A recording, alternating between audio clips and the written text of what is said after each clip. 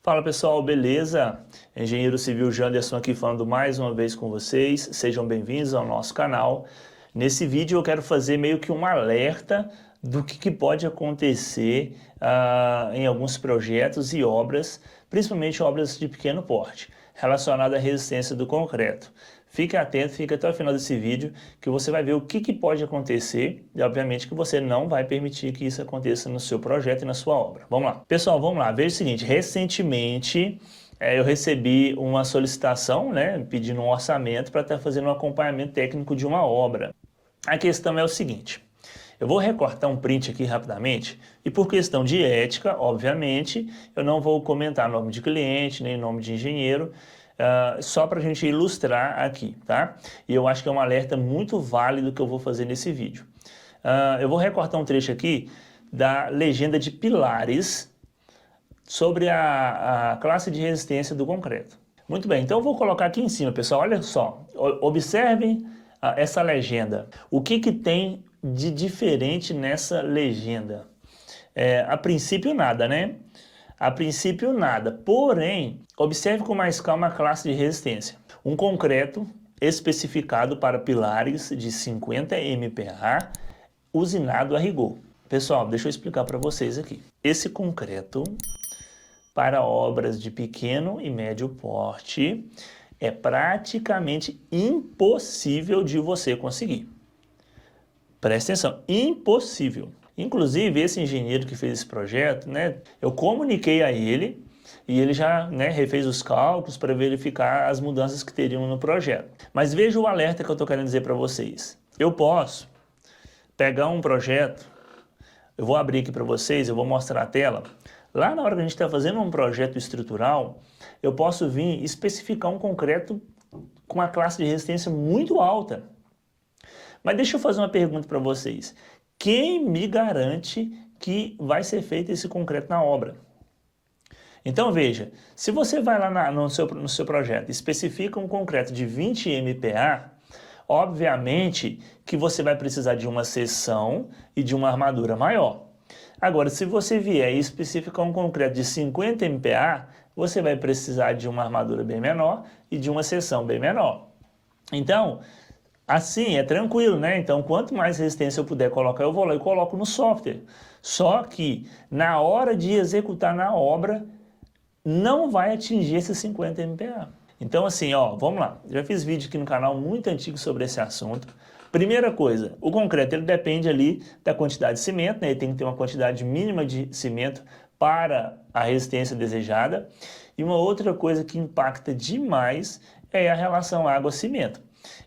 Então veja o seguinte, eu já mostrei para vocês aqui que para eu conseguir uma resistência alta, eu tenho que diminuir a minha relação água-cimento. E para mim, se eu simplesmente diminuir a minha água no meu concreto e não adicionar nada, eu vou ter um concreto farofento, um concreto que não tem como trabalhar com ele. Então o que acontece?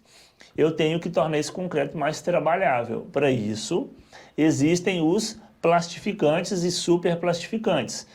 Só que, pensa comigo aqui, vamos lá, de forma sincera, vocês aí profissionais, ou potenciais clientes, ou construtores, enfim, vocês que acompanham o nosso canal aqui, vocês acham que as obras de pequeno porte têm investimento em aditivos como este? Eu te afirmo que não tem. 99% das obras que eu vejo, principalmente as de pequeno porte, não tem o uso de aditivo para poder tornar o concreto mais trabalhável. Utiliza então somente água, certo? E aí, quanto mais água você adicionar, menos resistência você tem.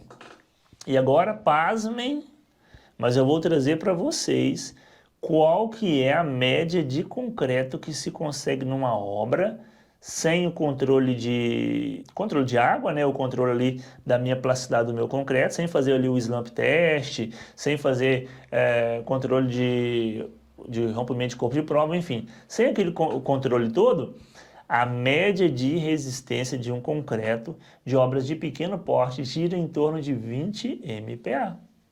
Sim, 20, 22, estourando aí 25. Às vezes, utiliza-se até muito cimento no seu traço. Porém, também utiliza-se água demasiada. E aí quando essa água evaporar, vai formar os poros, e esses poros vai tornar o concreto menos resistente. Então nós precisamos de uma quantidade mínima de água para hidratar o cimento, e o restante vai evaporar se você tiver água em excesso. E onde que tinha água que evaporou, vai ficar aqueles buraquinhos microscópicos, certo? E esses buraquinhos é que faz com que o concreto seja menos resistente. Então, em função disso, nós não conseguimos ter um concreto muito alto em obra de pequeno porte.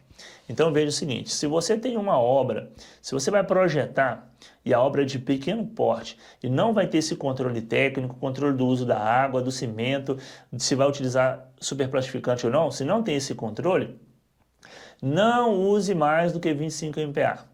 É uma recomendação pessoal que eu estou dando, tá? Aí siga quem quiser, mas eu não utilizo, não recomendo. Se a obra ela é uma obra de porte um porte maior, ou uma obra que tem um controle técnico maior, tem a disponibilidade de utilizar os superplastificantes, e você acredita que você vai conseguir atingir aí 35, 40 MPa, bacana. Aí você pode lá no seu projeto, utiliza lá 40 MPa e faz com que esse concreto seja produzido na obra. Aí sim, bacana. Agora, do contrário, não faça isso, tá? Não cometa o equívoco de querer aumentar a resistência em projeto e jogando para sorte que façam lá na obra, que não vão fazer, tá? Para aqueles que almejam otimizar a armadura, essas coisas mais de projeto, aí a pessoa precisa de fazer um curso, de um projeto estrutural, para aprender a como fazer essa otimização. Inclusive, né, nós até temos um curso, um excelente curso, inclusive, como engenheiro José Salvador, um curso de projeto estrutural, utilizando o CIPCAD. Então, se você quer entender melhor como otimizar, você tem os meios corretos para isso. Não é aumentando demasiado lá a resistência e deixando para sorte lá na obra, beleza? Pessoal, então esse foi um alerta que eu quis dar. Como eu disse, não tem interesse nenhum em mencionar nomes aqui, principalmente que eu creio que seria uma falta de ética. Mas é um debate que eu trago para vocês, tá? Utilizem em projeto aquilo que você sabe que você vai ter em obra. Pessoal, então um abraço a todos, deixem nos comentários aí se tem alguma dúvida e eu vou estar respondendo vocês, beleza? Um abraço, até a próxima, valeu!